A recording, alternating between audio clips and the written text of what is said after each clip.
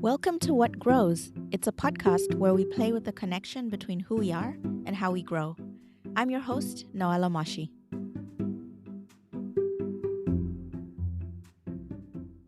So, Yasmin, when I think about people who've shaped my journey to becoming a mother, you're absolutely at the top of that list. You've been a doula to me, a lactation consultant, and a great source of comfort during what can only be described as the most vulnerable time of my life. I know you've supported families across the globe for over 18 years, blending clinical expertise with this incredible warmth that just makes people feel seen and held. And what I remember most about our time together is how you made space for the whole experience. The tears, the fears, the moments when I felt like I was failing at something that seemed so natural for everyone else. And I'll never forget when you told me I was doing great after one of our sessions, and I just completely broke down crying because I realized how hard I'd been trying and how much I needed to hear that from someone who really knew what they were talking about. You have this Mhm. gift for translating complex clinical information into guidance that actually feels empowering instead of overwhelming. And you do it all with the understanding of how culture, trauma, and individual circumstances shape every family's journey. So I'm thrilled to have you here today to talk about the messy, beautiful work of supporting families through one of life's biggest transitions. Welcome. Thank you. That was lovely. I think you encapsulated so much in that introduction, because so many things come up. We have this idea in our mind about motherhood and how it's going to be. And we watch these videos and we see our friends after they've come outside after 3 months and they're like, you know, and then the celebrities and so it's just like, oh, wow. That's not how this feels. That's Not not how at this all. looks. Yeah. Oh, So yeah. I'm wondering, my warm up question for you is if you Mhm. could give your life a title like it was a book, what would it be? Oh, I don't know. I don't have a title exactly, but I think some years ago I started seeing everything through the lens of birth. Um, and so, I that is like the closest thing that I could say is just like, because you go through just in life, right? From childhood, you have these growing pains, you have these experiences that really shape you. You have the guidance from your parents and family and community to get you from this point to this point. And then there's some part there that you're on your own trying to figure things out. And then they're still there, right? But it's still your own challenge. And you still have some things to work through internally as you're on this path, right? And so that's kind of like how I see birth. It's like it's your own experience. Your baby is working to get out, you're working to get out, your partner's there supporting, you may have a doula, midwife, birth team. They're all there supporting, but it's your own journey, it's your own experience, it's your own process that you still have to do the work, right? And so I don't have a title, but that is my analogy is just everything. I can see birth in everything, right? Anything that comes up, I'm like, oh, that's like this part of labor or this part of the pregnancy. So I just maybe through the eyes of birth or something, Yeah. that's kind of, I yeah. through the eyes of birth because I remember, the last 3 hours really, because I spent 3 hours in active labor. It was the whole thing, but everyone around me wanted me to succeed, and I was pushing till I was purple in the face, Hmm. which, we can go into that, but there was a stage where I felt like I was underwater and like honestly the like honestly at that point the only reason I was trying is because I wanted this baby to live and I wanted Hmm. to say that I'd been able to do my best, but I Yeah. didn't exactly believe that I guess it was that Hmm. transition piece, but I didn't exactly believe that it was going to happen and we were Hmm. going to get through this okay in one piece. But I tried anyway. And I think it is really helpful to have the people around you, but at the end of the day, it's like in the absence of faith, when you've got all of this doubt, like how do you Mhm. prepare yourself to keep moving anyway, right? That preparation. Um, so some things that I share with moms is to think about other things that were hard for you to do. Whether it was, I don't know, if you ran a marathon, some people are very athletic and so are very competitive. And so that kind of analogy helps them to think like, oh yeah, getting to the finish line was so hard, you know? Um, but the mental agility, right? And what do you call it? Resilience is really necessary because, you know, energy goes where the mind, or what is it? What is it? Energy flows where the mind goes. So wherever your mind is where the energy is going to go, and it's going to take on that tone of whatever your thoughts and emotions are. So I try to help moms to think about what's something else that you have accomplished, that you've been successful at, that was this kind of maybe overwhelming or just like big feat, but you were successful. So like reminding yourself of those times. If there are multiple, that's just more reminders that you have of like, oh, I did this thing. That was really intense. You know, even if it's like, oh, I broke my arm or, you know, whatever, it's just like getting through. Like, how did you mentally get through so that you could physically be comfortable eventually? And I also think, you know, people's spiritual affiliation, you know, whatever their spiritual practices are, or familial or cultural, you know, practices are that help to build the resilience or the even distraction sometimes is very helpful.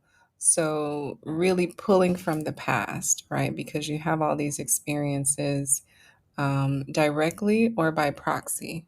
Also, the reminder that the women generations before you have all done this and done this for eons, enough for you to be here, Mm. for you to then do it. So you're really, you know, depending on the person, you're not really by yourself. Like those women are in your body, in your blood, in your bones, like your flesh of their flesh, bone of their bone, body of their body, blood of their blood. Like you are bringing them forth, and yourself you're bringing forth as well to birth this new person that is a accumulation, or you know, of your genes, your gene pool and your partner's gene pool.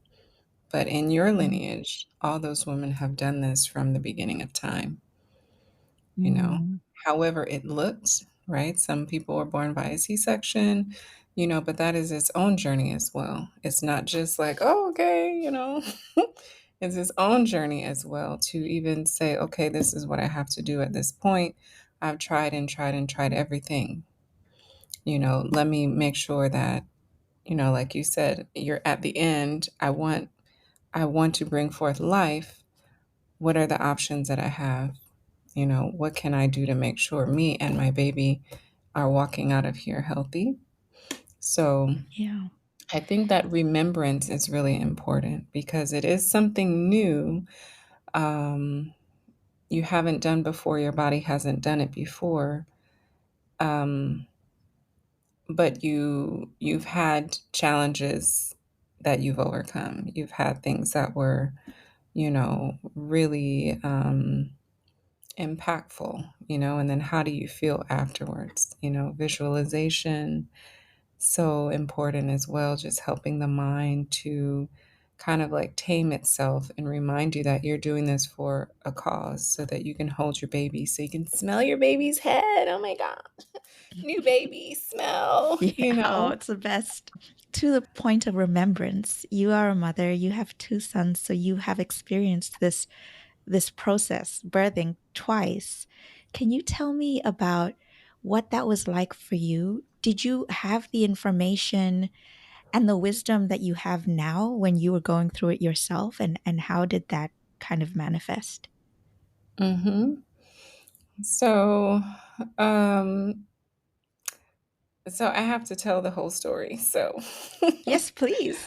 um I've been a baby junkie, I don't know, since I can remember. I babysat my cousins. I had the kids, growing up with me, you know.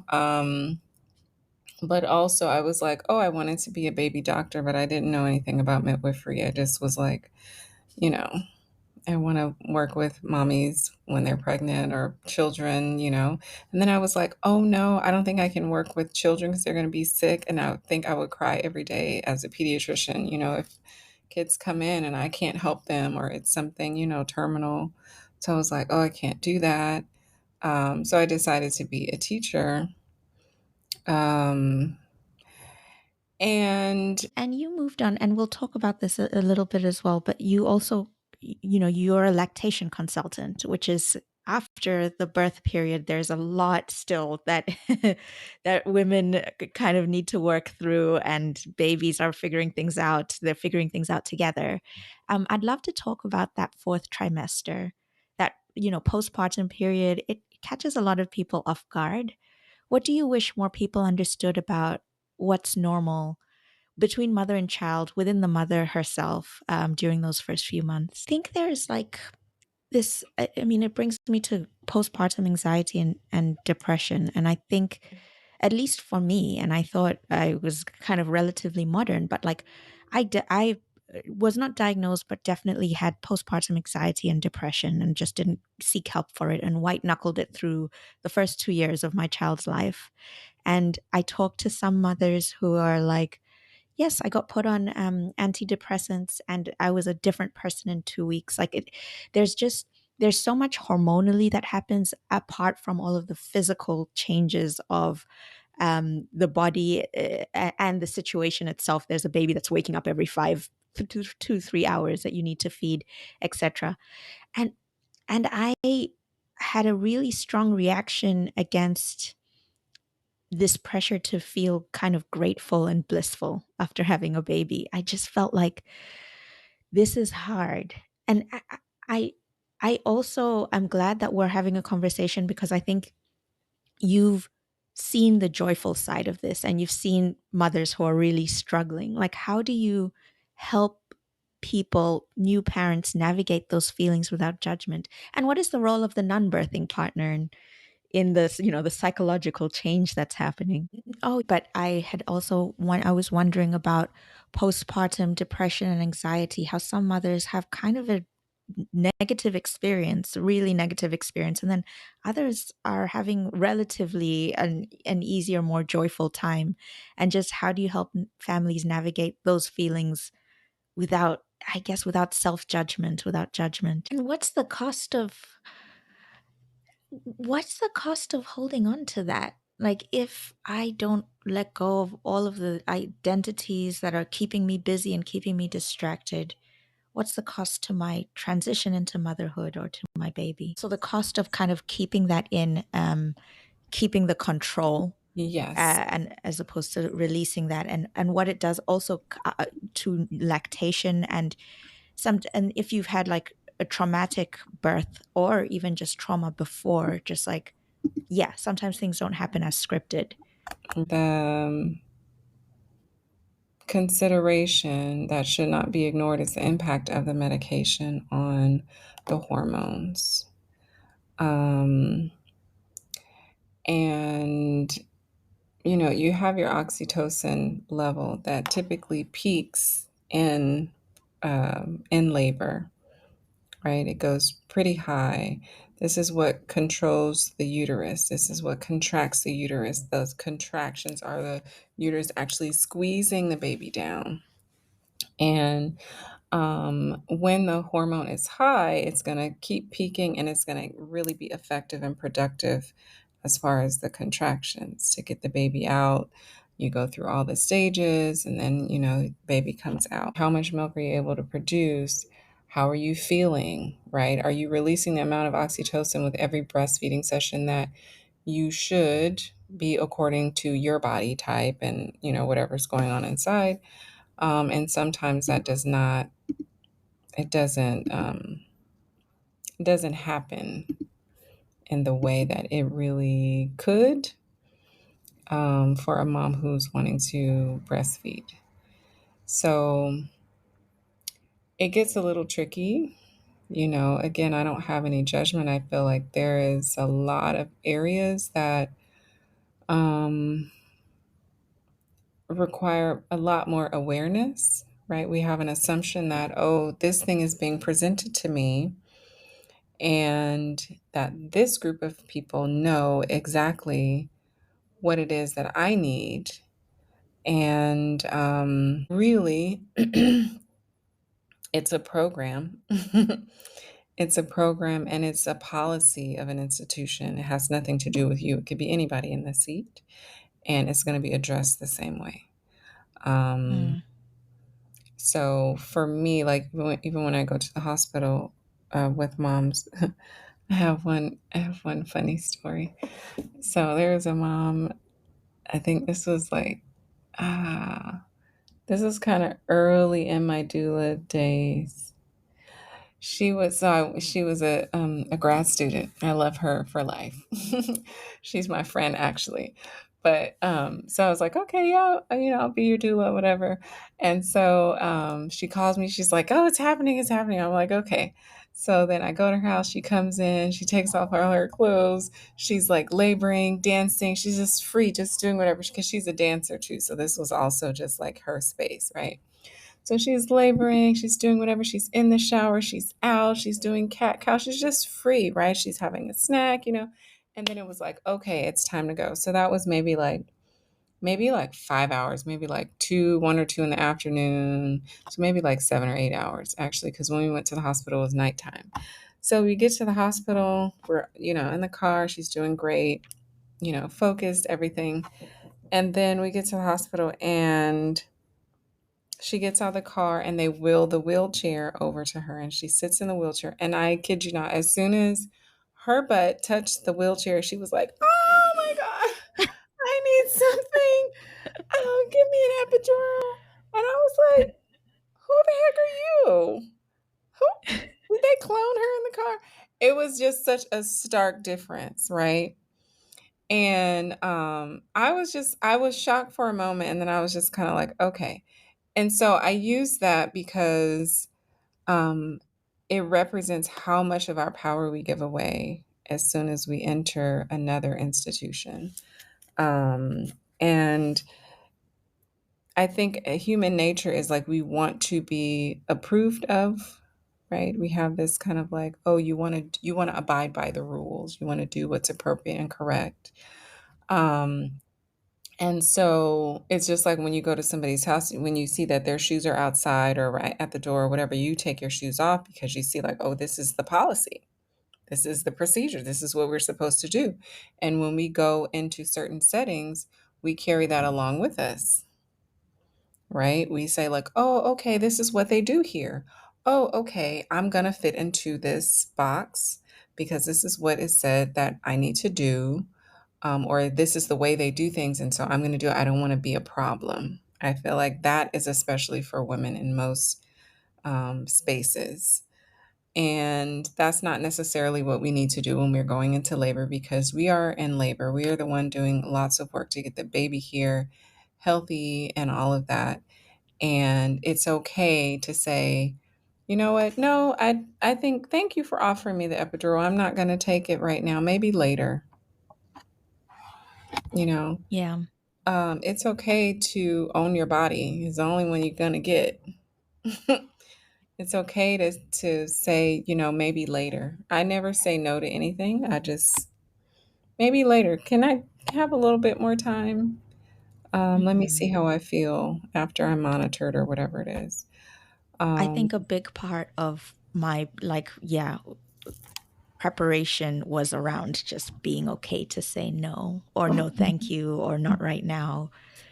Um yeah, just trusting my own body. And I think a lot of first time, people giving birth, just trusting your own body is such a journey.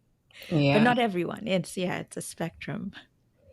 yeah, it is. It is. I mean, because we are really bombarded with so much. I feel like, especially in the US, we're bombarded with so much propaganda, advertisement, even in circles of, people who we care about or who care about us, bombarded with you're not enough, something is wrong, with your body, with how you look, with where this or that is placed, and you need to have surgery, you need fillers, you need Botox, you need lip plumpies, you need to get a butt shape, you need boobs.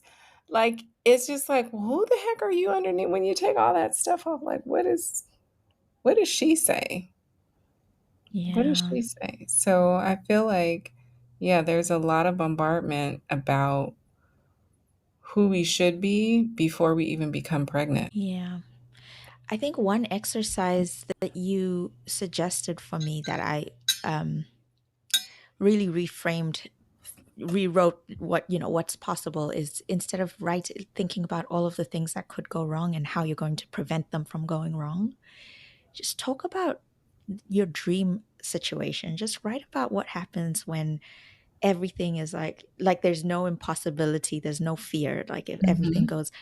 And that was just a different, it just made me relax to think about all of the good things. It made me more excited about it than I was fearful and planning and controlling. And I think there's just like a release that needs to happen when you shift to that, you know?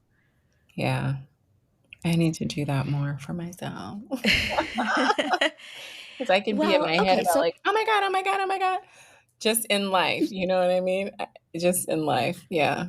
We all could I do a think bit more of that.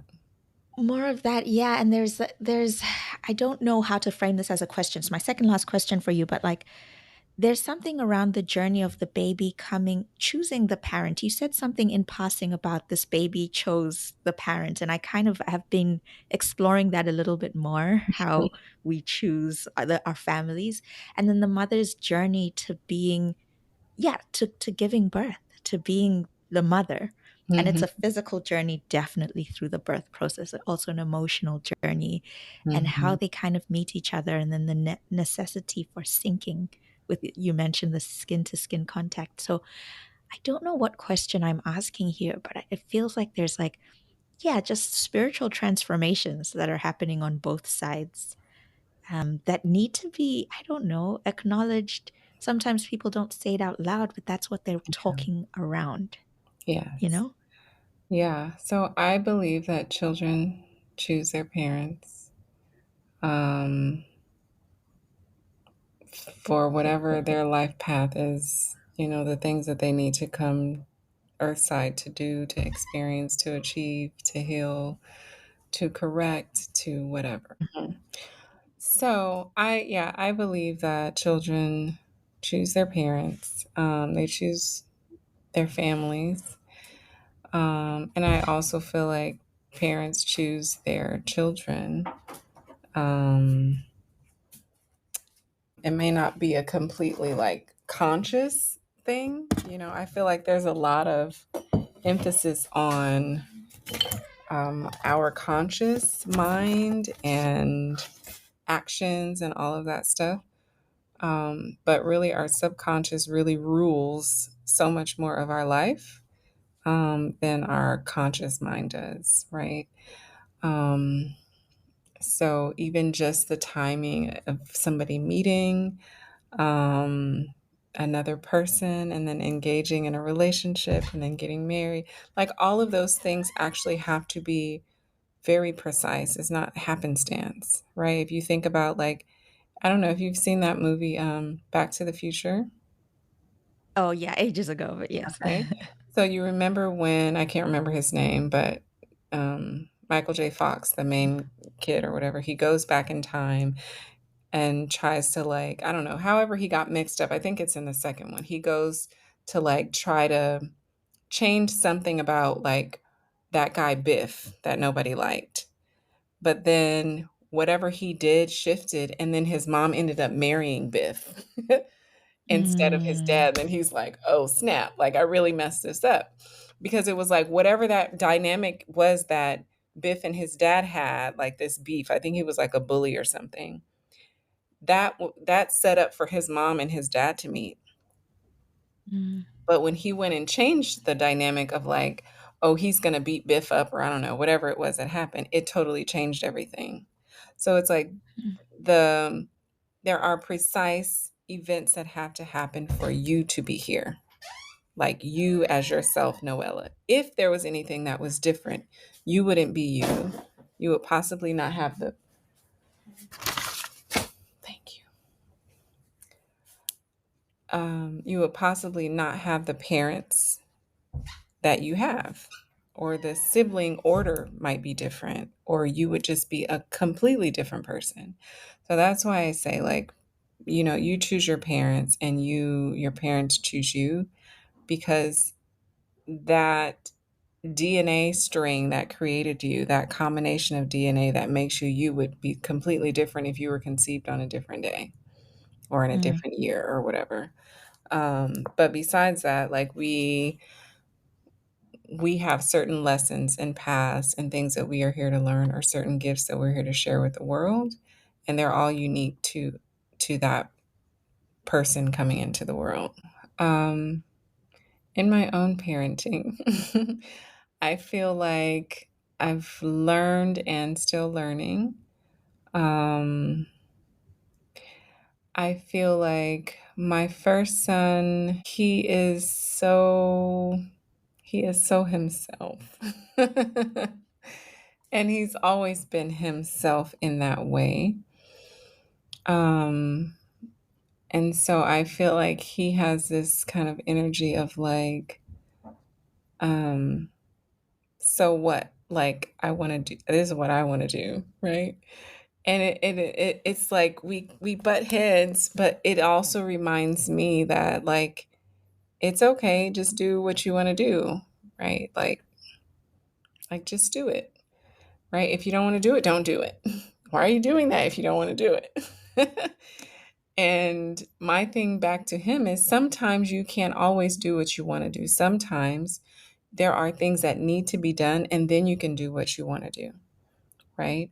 So it's like it can be a rebuttal, but it also can complement, each mm, other. Um, my second son, he was like a love bug. And I feel like he just reminds me of just like love, just like it's going to be okay. Like whatever it is, it's going to be fine. It's going to be like it's good. It's going to be good. And not saying that it's not hard, but in the end, it's going to work out.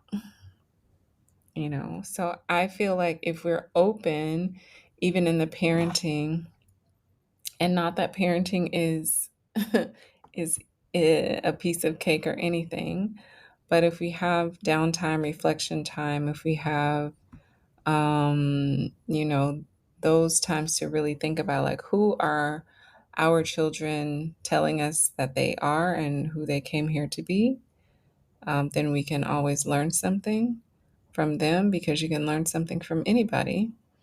And they have their own paths as well. They have their own thing that they came here to do. And I feel like as they get older, like my son is older, and I'm really, even today, we had a whole like thing. And then I was like, okay, like I also have to remember like who he is. Like I can't just mm, superimpose, like, I want you to do this and I want you to do that and I want you to do this. Like you have to do that. I'm like, I do that. And then I'm like, okay, like what's the happy medium? Like what can we do um that is something that you need to do, it's important, but also that you find um a portion of that or something else that is identifiably you, right? That you can yeah. like invest yourself in. Um so yeah, I feel like the relationship is always changing and growing. It's never static. As soon as you feel like, oh, yeah, I got it, then they're like, aha, now I'm 9 and I'm changing. I'm a pretween. And now I'm 13 and I think I'm a teenager, but not for real. But I want to be. Hmm. And, it's just like constant. And you're just kind of like, where the heck did that come from? So it makes you grow. I feel like parenting is one of the most transformational, like besides pregnancy and birth, but then like the actual parenting is the biggest life lesson. I don't feel like there are very many things that match that type of growth opportunity and like transformational perspective about who you are, because kids trigger the heck out of you Oh, about yeah. things that you thought you never had an issue with. And then you realize, like, actually, I do have an issue with that. How do you know that? And they're just Yes. because they're just so raw. They just see things and they're closer to the veil than we are. So there are frequencies and things that they see and experience that we are like, what? Like it doesn't resonate for us because we're just so far to the other side. Um, Yeah.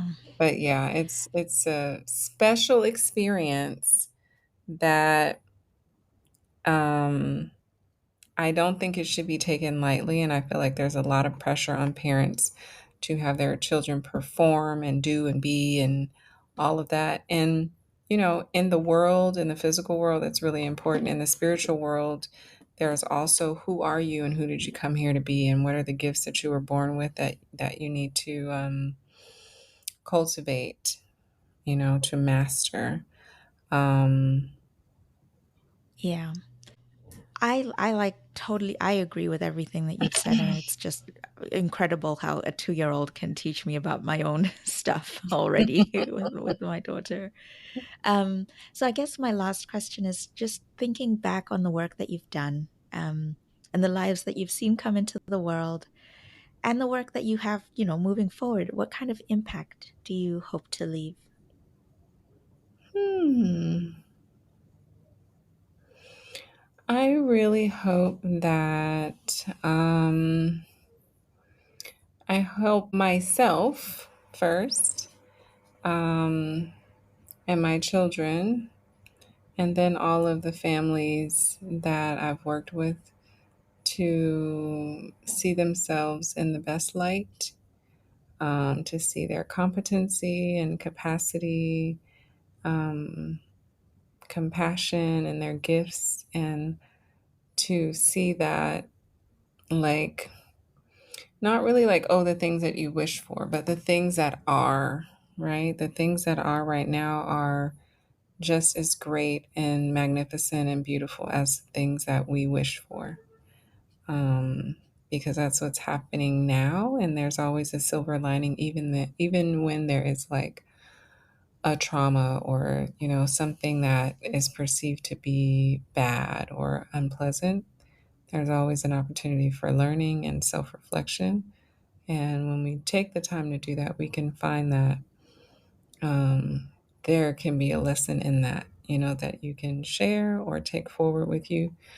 So, yeah, just really for people to see, really, like I will say, the God in us, right? Because we're all part of this God experience, whatever you call your higher power source, whatever, but that we can all see ourselves and see each other as a reflection of that source, that entity. Yeah.